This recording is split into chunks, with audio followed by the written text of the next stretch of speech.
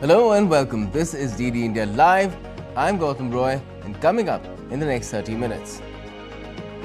India's Central Cabinet approves National Critical Mineral Mission to build a value chain vital for green technologies with an outlay of 343 billion Indian rupees.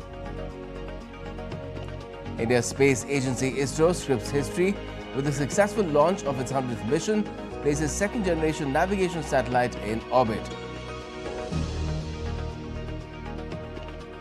A spectacular beating retreat ceremony showcases India's military traditions at Vijay Chowk in New Delhi to wrap up the 76th Republic Day celebrations.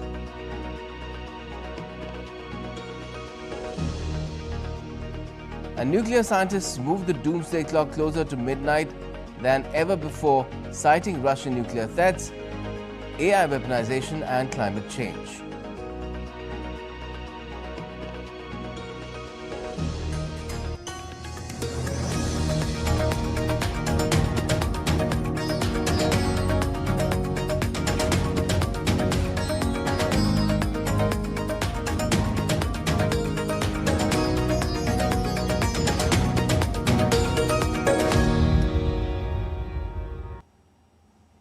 First up, India's Union Cabinet has approved National Critical Mineral Mission to build a resilient value chain for critical mineral resources vital to green technologies with an outlay of 343 billion Indian rupees over 7 years. The National Critical Mineral Mission will encompass all stages of the value chain, including mineral exploration, mining, beneficiation, processing and recovery from end-of-life products. National critical minerals mission इसको आज approval दिया है। 16,300 करोड़ रुपए का ये mission है। 16,300 करोड़ रुपए का मिशन है और 6 वर्षों तक ये मिशन का इनिशियल फेज रहेगा। 24 क्रिटिकल मिनरल्स को आइडेंटिफाई किया गया है। ये नेशनल क्रिटिकल मिनरल्स मिशन से देश में एक बहुत बड़ी जो इंपोर्ट डिपेंडेंस थी वो खत्म होगी। आत्मनिर्भर भारत बनने में बहुत बड़ा ये स्टेप है और साथ ही साथ जो हमारी नेशनल सिक्योरिटी है, एनर्जी ट्रांजिशन है, उसको ये मिशन सिक्योर करेगा।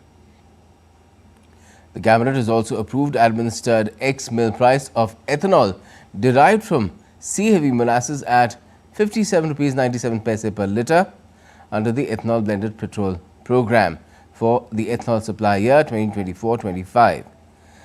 The remunerative prices for ethanol suppliers will also help in reducing dependency on crude oil imports. The government has also advanced the target of 20% ethanol blending in petrol from earlier, that is 2030, to ESY 2025-26.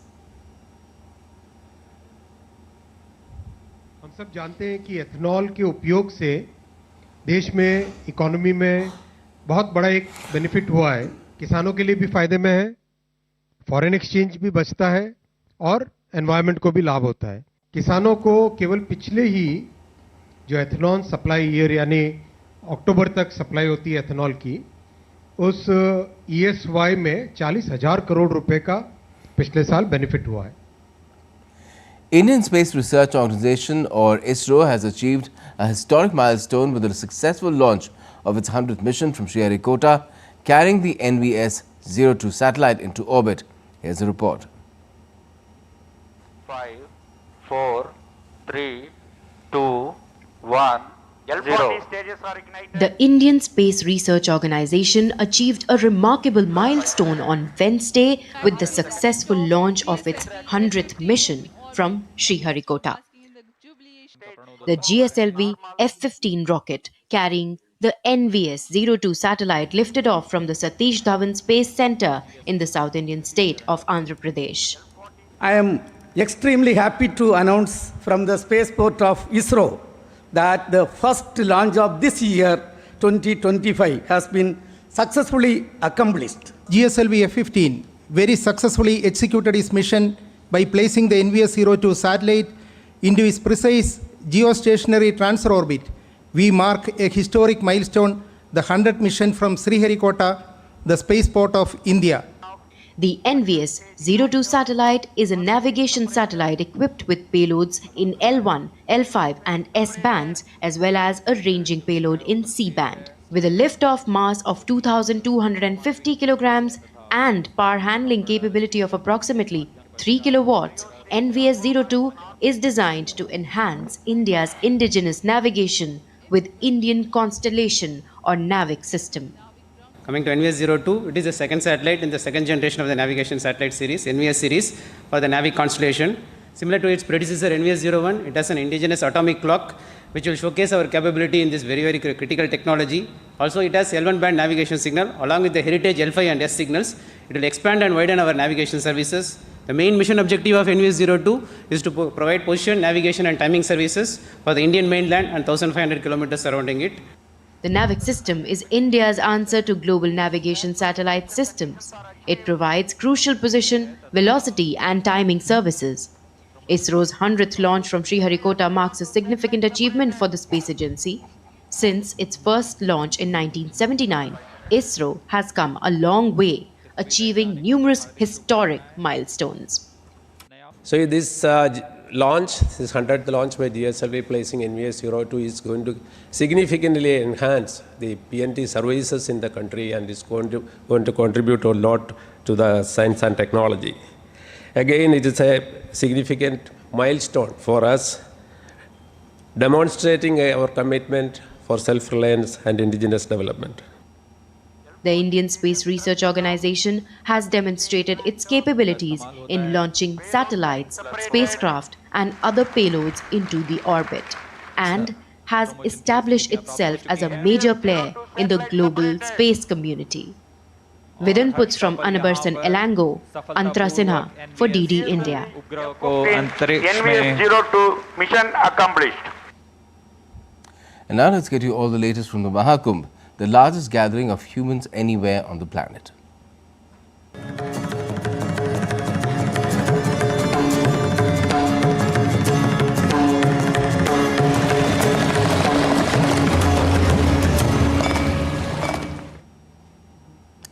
Well, tragically, a pre-dawn stampede at the world's largest religious gathering killed at least 30 people in India on Wednesday, with many more injured after a surging crowd spilled out of a police cordon and trampled people on the wayside. As pilgrims rushed to participate in a sacred day of ritual bathing, people sleeping and sitting on the ground near the rivers were trampled. Rescue teams carrying victims from the accident site weaved through piles of clothes, shoes and other discarded belongings. The police were seen carrying stretchers bearing the bodies of victims draped with thick blankets. क्षेत्र में अखाड़ा मार्ग पर भारी भीड़ का दबाव बना और इस भीड़ के दबाव के कारण दूसरी ओर के बैरिकेड्स टूट गए और भीड़ के लोग बैरिकेड्स बांधकर दूसरी तरफ ब्रह्म मुहूर्त के स्नान का इंतजार कर रहे श्रद्धालुओं को कुचलना शुरू कर दिया। यद्यपि प्रशासन ने तत्काल राहत और बचाव कार्य करते हुए ग्रीन कॉरिडोर बनाया और एम्बुलेंस के माध्यम से लगभग 90 घायलों को अस्पताल तक पहुंचाया, परंतु इसमें से दुर्भाग्यपूर्ण तरीके से 30 श्रद्धालुओं की दुखद मृत्यु हो गई है। Meanwhile, India's Prime Minister Narendra Modi has expressed his deepest condolences to the devotees who have lost their loved ones and wished speedy recovery to those who've been injured. मैं महाकुंभ में जो दुखद हादसा हुआ है, उस हादसे में हमें कुछ पुण्यात्माओं को खोना पड़ा है, कई लोगों को चोटें भी आई हैं। मैं प्रभावित परिवारों के प्रति संवेदना व्यक्त करता हूं और घायलों के जल्द स्वस्थ होने की कामना करता हूं। मैं यूपी सरकार के साथ निरंतर संपर्क में हूं। And President of India, Draupadi Murmu, in a social media post on X, expressed her sadness at the tragedy at the Maha Kumbh. She expressed her condolences to the families of those who've been killed and injured and wished for the speedy recovery of all those who've been injured. India's External Affairs Minister Dr. S. Jaishankar, who's on a visit to the UAE, met Raisina US-India AI Fellows along with members of Raisina India-US Task Force on Responsible AI in Abu Dhabi on Wednesday. Dr. Jaishankar also interacted with members of the ORF Middle East Think Tank Council in Abu Dhabi. The minister shared pictures on X. He called the meeting a welcome initiative for fostering greater exchange of ideas and perspectives in the Indian subcontinent and the Middle East region. Now let's take a look at some of the budget expectations from different sectors.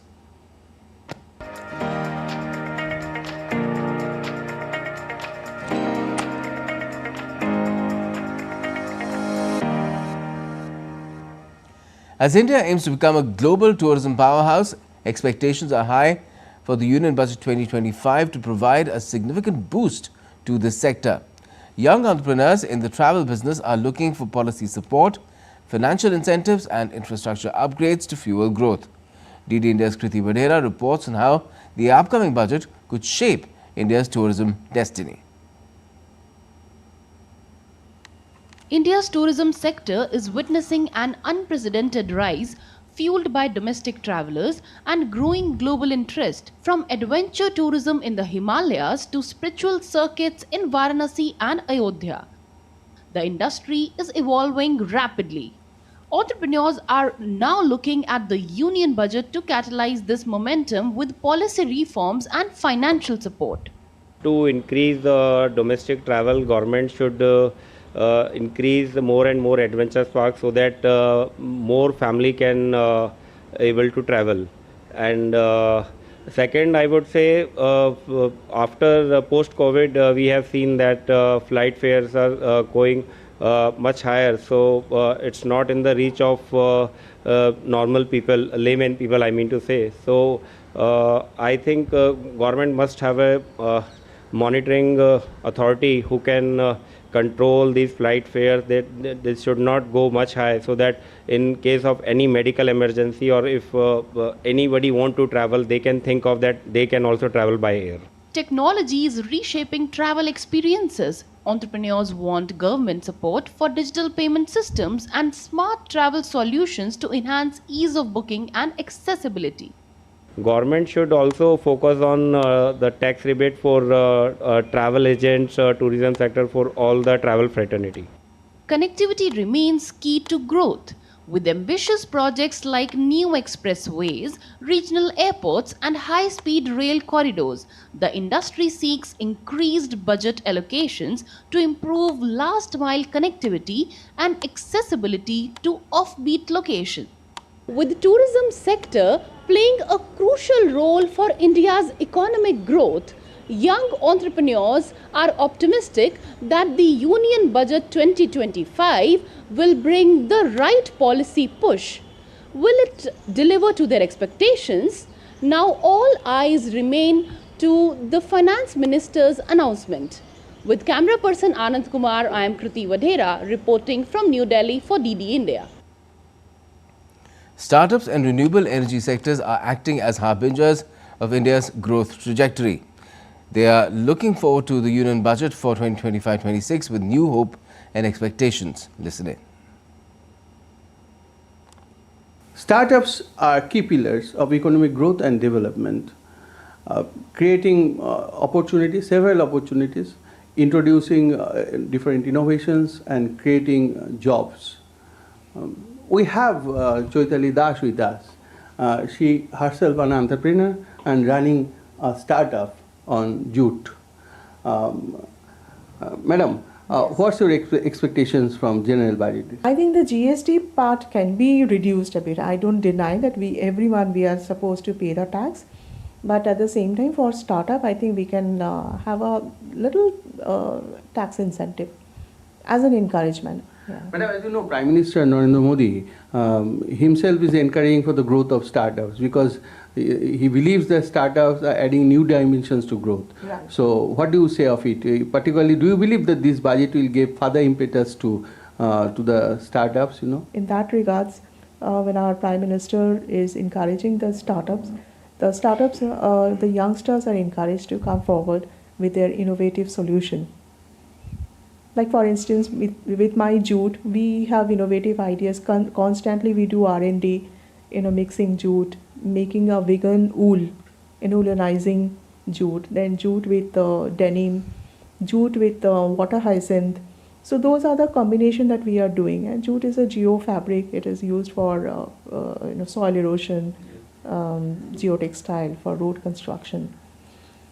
Yeah, so many things actually. There is a potential which can be, uncovered by the new age.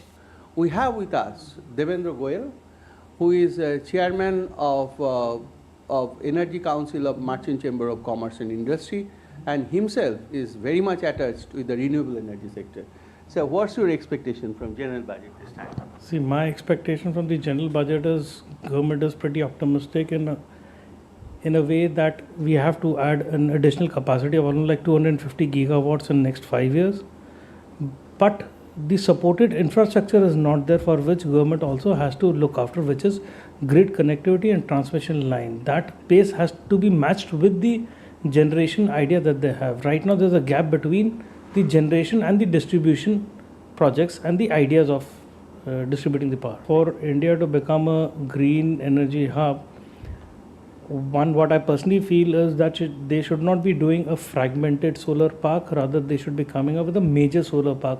So instead of inviting bids for 1 megawatt, 2 megawatt solar parks, they should look at inviting bids for 30, 40, 50 megawatt of solar park, so that we have an integrated infrastructure of grid connectivity, of transmission line that will help in reducing the cost, it will help in better efficiency, it will help in better transmission of the electricity. All round expectations are there that this time Union budget will be for the growth centric. Prime Minister Narendra Modi is encouraging the renewable energy sector and the startups to get integrated with the development and the progress of the country. This is Anibrata Bhattacharya for DD India from Kolkata. And still to come on this edition of DD India Live. US President Donald Trump offers millions of federal workers 8 months of pay to quit. And excitement peaks in Uttarakhand as India's hill state hosts India's biggest sporting event, the National Games.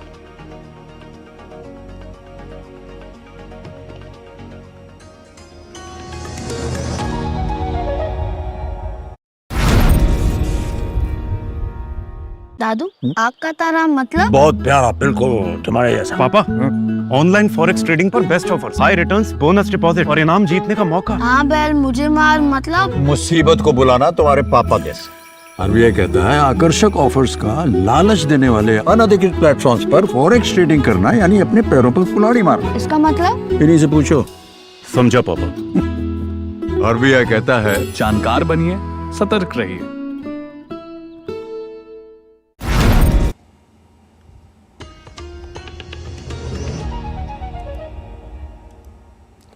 Welcome back. You're watching DD India Live. I'm Gautam Roy.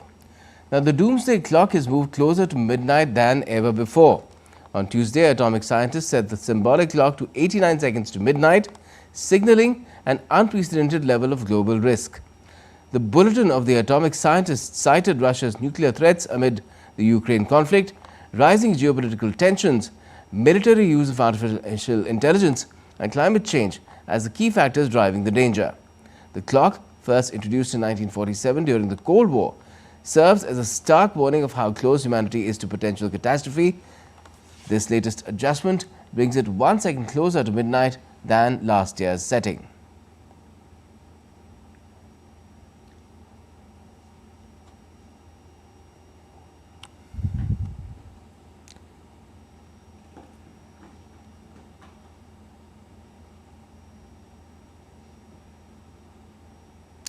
The German parliament is commemorating millions of people who were deprived of their rights, persecuted and murdered during the Nazi regime. This comes as world leaders and survivors commemorated the 80th anniversary of the liberation of the Auschwitz concentration camp. DW's Thomas Sparrow joins us for more on this. Good evening to you, Thomas. What role does Holocaust remembrance still play in Germany 80 years after the end of the Second World War? It plays an absolutely essential role here in Germany. It has been absolutely key to understand how Germany has developed since the end of the Second World War. That culture of remembrance has changed throughout the decades, but now a majority of people here in the country and a majority of politicians also believe that it is particularly important to recognize Germany's responsibility and to do so openly. You may know that here in Berlin, not far away from where we are speaking, there's a big memorial that not only commemorates victims but also recognizes Germany's responsibility. And as such, this is something that has been very important also towards Germany's image abroad. But what you also see nowadays, especially from members of the far right, is that they've been asking for a change to that culture of remembrance. Only a few days ago, you saw, for example, during an AfD party conference, the AfD being Germany's far right party, calls for that guilt to be changed, for Germans to feel proud again, for that responsibility to, in many ways, be actually rethought. And some of those comments actually not only came from German politicians, but from Elon Musk, the head of X, who is one of the biggest, staunchest supporters of the far-right AfD. These comments obviously caused a lot of concern here among Germans, among the majority of the population, who still believe that it is absolutely vital to remember those who were affected by the Holocaust, to recognize Germany's responsibility and make sure this doesn't happen again. Right. Now, what was the key message given by world leaders and survivors as they commemorated the liberation of Auschwitz? One important element that was discussed, that was absolutely clear also during those commemorations, is that younger generations also need to understand that responsibility, especially those who saw Auschwitz firsthand, who were affected by the atrocities firsthand. They are getting old. They've been dying in the last few years, so survivors are very few now, and as such there is a call for younger generations to also step up and understand that responsibility and understand the role that they have to play when it comes to preventing these kinds of atrocities from happening again. There was also at the same time a message that there's a rising anti-Semitism in many parts of the world. That is something that's also evident, by the way, here in Germany, and as such calls for that rising anti-Semitism to be tackled, not only by politicians, but by societies as a whole. Certainly. And Thomas, amid the attempts at Holocaust denial from the far right, how are authorities in Germany planning to strengthen this memory culture? German authorities are indeed planning to strengthen memory culture among the population, not only among those who may support the far right, but among the population as a whole, by understanding that this is something that is absolutely key to Germany's continuing development, also towards the future. That it's not only about looking at the past and honoring the victims and honoring those who suffered during the Holocaust, but also making sure that these kinds of atrocities do not happen again. Germany has had a very controversial time in recent days, especially considering those comments by the far right. But at least the majority of the population seems to be clear, seems to understand that this culture of remembrance is still very important for Germany, to recognize that responsibility and make sure that also younger generations understand the role that they have. That it's not only a role about remembering, but also about acting that these kinds of atrocities cannot happen again in Germany and in other parts of the world as well. Definitely. Now, Thomas Farrell, thank you so much for joining us from Berlin. Now, a grand spectacle of music, tradition and patriotism unfolded in the national capital, New Delhi, this evening as India marked the beating retreat ceremony, bringing the 76th Republic Day celebrations to a spectacular end. A musical spectacle featuring the country's finest military and paramilitary bands marked the formal conclusion of the 4-day Republic Day celebrations. As the sun set over Raisina Hills, the Rashtrapati Bhavan and surrounding landmarks were covered in a dazzling display of lights, creating a breathtaking view for spectators.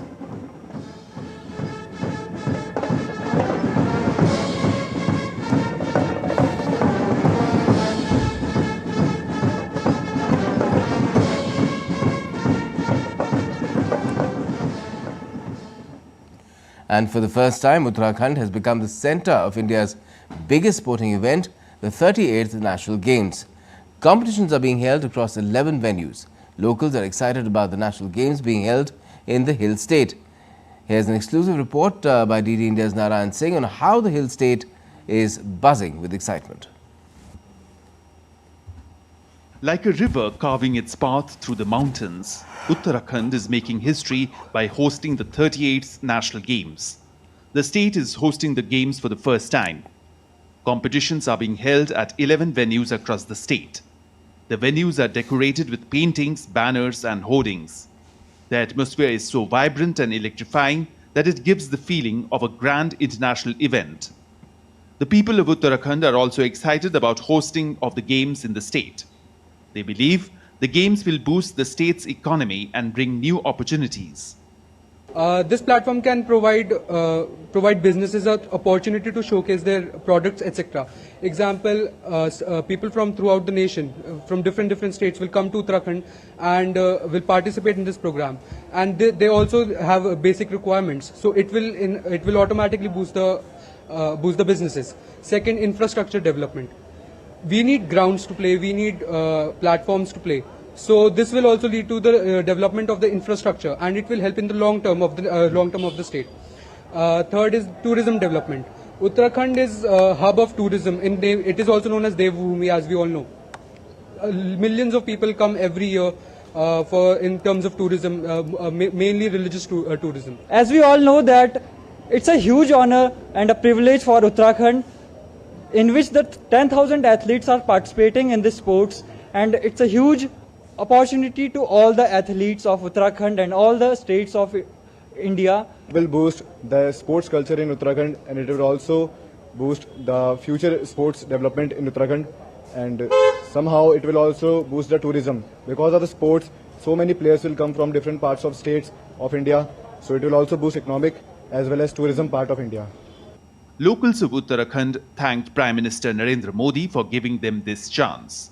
They feel proud to host such a big event. It's a great initiative by Prime Minister and Uttarakhand government. It will be beneficial for sports person, athletes, and for hotel industry, hospitality. So there are a lot of benefits. It's great. As the national games unfold, Uttarakhand is embracing this historic moment with pride and enthusiasm. The event is not just a celebration of sports, but also a gateway to new opportunities for the state. The hosting of the National Games in Uttarakhand has shifted the national attention to the state. It has given a new hope to the people of Uttarakhand. As PM in his opening ceremony speech mentioned that the people of Uttarakhand should look beyond the Char Dham Yatra for its economical development. Definitely, it has given a new hope to the economy and the development of the state. With camera person Uttam Narayan Singh, DD India, Dehradun.